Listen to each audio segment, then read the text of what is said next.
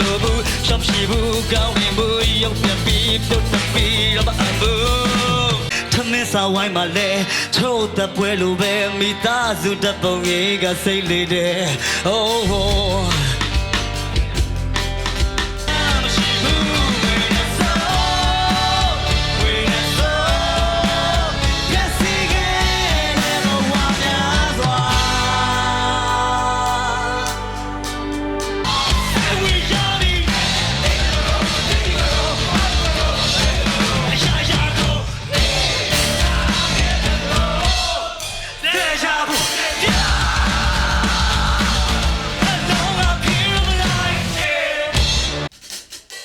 စနေတဲ့ငါရင်ပတ်တဲ့ကိုမဲအလင်းတွေပတ်ဖြန်းပြီး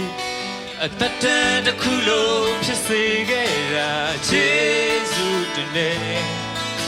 ငါရင်ပတ်တဲ့ကတို့ချထား